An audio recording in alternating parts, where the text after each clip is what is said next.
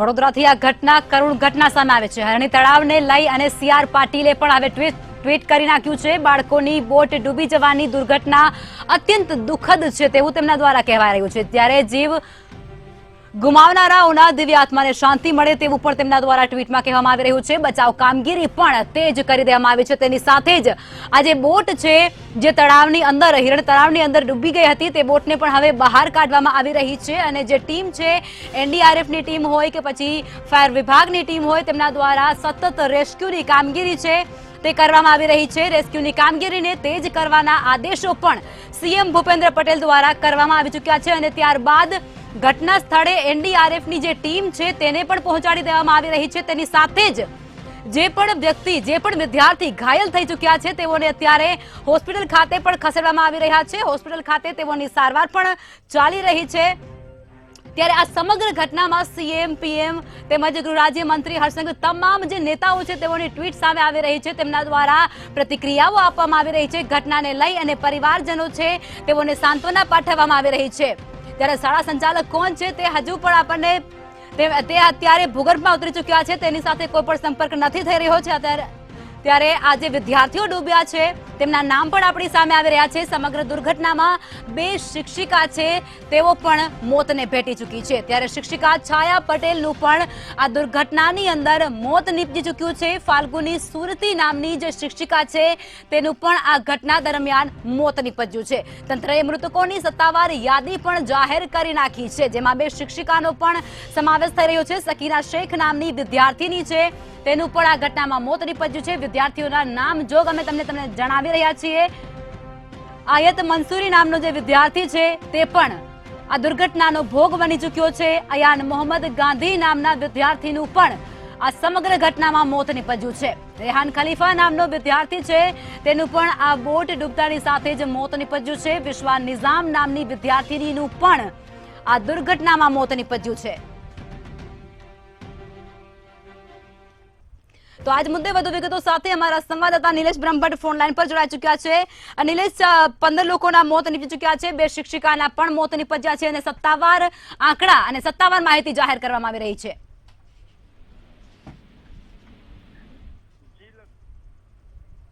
માહિતી મળી રહી છે 15 લોકોના મૃત્યુ થયા છે, એમાં 2 શિક્ષકો છે અને 13 વિદ્યાર્થીઓ છે। મહત્વની બાબત એ પણ છે કે હાલ જે રીતના માહિતી મળી રહી છે એ રીતના ચીફ સેક્રેટરી રાજકુમાર તેમજ સીએમઓના કૈલાસનાથન પણ મુખ્યમંત્રી અને ગૃહ મંત્રી સાથે વડોદરા આવે તેવી માહિતી મળી રહી છે। પરંતુ જે આ બનાવ બન્યો તે ખૂબ જ કરુણ અને કમનસીબ કહેવાય કે હાલ જે માહિતી મળી છે તંત્રએ એક પણ બોટનું ઇન્સ્પેક્શન નહોતું કર્યું અને જે નિલેશ શાહ છે જે મુખ્ય કોન્ટ્રાક્ટર છે તે પરેશ શાહ છે તેને નિલેશ શાહને સબ કોન્ટ્રાક્ટ આપ્યો અને નિલેશ શાહે એક સેવ ઉસરવાલાને આ કોન્ટ્રાક્ટ આપ્યા હોવાનું માહિતી મળી રહી છે।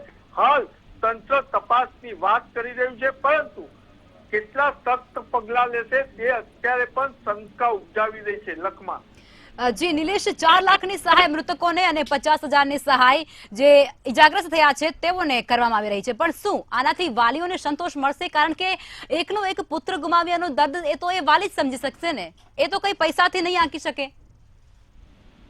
લખમાં મહત્વની બાબત એ છે કે હાલ જે સયાજી હોસ્પિટલ ખાતે વિદ્યાર્થીઓને સારવાર માટે ખસેડવામાં આવ્યા હતા ત્યાં આગળ હાલ 7 વિદ્યાર્થીઓના મોત નીપજ્યા છે અને ત્યાં વાલીઓએ હોબાળો મચાવ્યો છે કે અમે 5 લાખ રૂપિયા આપીએ છીએ, તમે અમારો દીકરો પરત આપો। સરકાર જે મૃતકોની સહાય જાહેર કરી છે ત્યારે વાલીઓ કહી રહ્યા છે કે અમે સરકારને 5 લાખ રૂપિયા આપવા તૈયાર છે, શું અમારો બાળકને તમે ફરીથી જીવિત કરી શકશો? એટલે તંત્ર સહાય જાહેર કરી અને શાંતિ અનુભવી રહ્યું છે પરંતુ એમને વાલીઓની વેદનાની ખબર નથી અને આના જ કારણે અત્યારે તંત્ર પર વાલીઓ ફિટકાર વરસાવી રહ્યા છે। લખમાં જી નિલેશ, ક્યારેક પુલ તૂટે છે તો ક્યારેક બોટ પલટે છે, વારંવાર આવી ઘટનાઓ બને છે। આવા કવરેજો કરી અને આપણને પણ દુઃખ થઈ રહ્યું છે નિલેશ, કારણ કે નિર્દોષ અને લાચાર જનતાનો જ આમાં ભોગ લેવાઈ રહ્યો છે ને। લખમાં ખૂબ જ મહત્વની બાબત છે કે મીડિયા તો કરુણા દર્શાવી રહ્યું છે પરંતુ ક્યાંક ને ક્યાંક તંત્ર અત્યારે માત્ર મગજમચ્છના આંસુ સારી રહ્યું હોય તેવું વાલીઓનું કેવું છે. આવી ઘટના બને ત્યારે મુખ્યમંત્રી હોય કે સીએમઓ ના અધિકારી પહોંચે છે અને સહાય જાહેર કરે છે, પરંતુ ત્યારબાદ પણ ગુજરાતમાં આવા બનાવ બનતા રહ્યા છે અને ક્યાંક ને ક્યાંક કોકનો લાડકવાયો કે કોકની લાડકવાઈ જીવ ગુમાવે છે. વડોદરા મહાનગરપાલિકાનું તંત્ર ઘોર નિંદ્રામાં પડી રહ્યું હતું અને અહીંયા પીપીપી પ્રોજેક્ટનું એક પણ દિવસ ઇન્સ્પેક્શન નથી કર્યું. ત્યારે શું હવે આવા અધિકારીને સસ્પેન્ડ કરવાની જગ્યાએ સીધા ડિસમિસ કરવામાં આવશે ખરા? તેવું પણ તંત્રને સવાલ પૂછી રહ્યા છે. મહત્વની બાબત એ છે કે સ્થાયી સમિતિના અધ્યક્ષ હોય કે મેયર હોય, અત્યારે કરુણા દર્શાવી રહ્યા છે, સંવેદનશીલતા બતાવી રહ્યા છે, પરંતુ 1 માસ બાદ આવા જ કોન્ટ્રાક્ટરને સંરક્ષણ આપતા આ તંત્ર નજરે પડશે. લખમાં જી નિલેશ, આ ઘટના ઘટી ત્યારબાદ તમામ નેતાઓ સંવેદના વ્યક્ત કરી રહ્યા છે, પણ તમને એવું નથી લાગતું નિલેશ કે આ ઘટના ઘટે એનાથી પહેલા તંત્રને જાગવું જોઈએ? કારણ કે આ માસૂમ બાળકો જે મજા મોજ અને મસ્તી કરવા માટે પ્રવાસે ગયા હતા તેઓનું અંતિમ ક્ષણ બની રહ્યું છે આ પ્રવાસ. કહી શકાય કે સંસ્કારી નગરી ગણાતી વડોદરામાં આ પહેલા પણ વડોદરાના મધ્યમાં આવેલા સુસાગર તળાવમાં આવી જ એક બોટ ડૂબી ચૂકી હતી અને ત્યારે યુવા તેમજ સિનિયર સિટીઝન ગણાય તેવા 20 થી વધુ લોકોના મોત નીપજ્યા હતા. ત્યારે પણ તંત્રએ તપાસની મોટી વાતો કરી હતી અને હાલ પણ સુસાગરમાં પ્રાઇવેટ કોન્ટ્રાક્ટરને ફરીથી બોટિંગનો કોન્ટ્રાક્ટ આપી દેવામાં આવ્યો છે. એટલે કહી શકાય કે આવો કરુણ બનાવ બની ગયા હોવા છતાં પણ તંત્ર જાગ્યું નથી અને હવે જ્યારે આજે ફરીથી 15 લોકોના મૃત્યુ થયા છે ત્યારે તંત્ર જાગ્યું છે.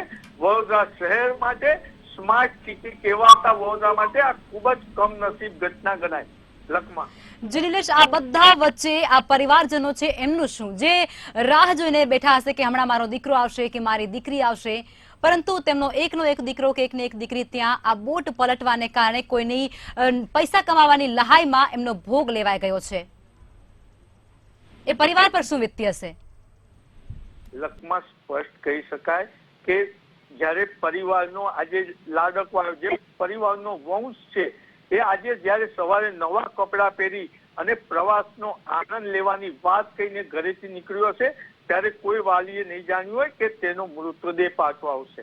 ખૂબ કરુણ ઘટના કહેવાય કે 7 વર્ષના 9 વર્ષના દીકરાઓએ જાન ગુમાવ્યો છે અને તંત્ર અત્યારે તપાસની વાત કરી રહ્યો છે. આજે મંતવ્ય જ્યારે એક બાળક જીવતે જીવ આ કરુણ બનાવમાંથી હેમખેમ પાછો આવ્યો ત્યારે એનું ઇન્ટરવ્યુ પણ એટલે નિવેદન પણ બતાવ્યું છે મંતવ્ય. ત્યારે તેને કીધું છે કે બોટ પલટી ગઈ અને હું સળિયો ઝાલીને પાછો ઉપર આવી ગયો અને મારો જીવ બચ્યો છે. પરંતુ બીજા વાલીઓનું શું? એકનો લાડકવાયો તો બચી ગયો, પણ જે 15 લાડકવાએ જીવ ગુમાવ્યો છે, શું 5 લાખ સહાયથી એનો લાડકવાયો પાછો આવશે? તો ના.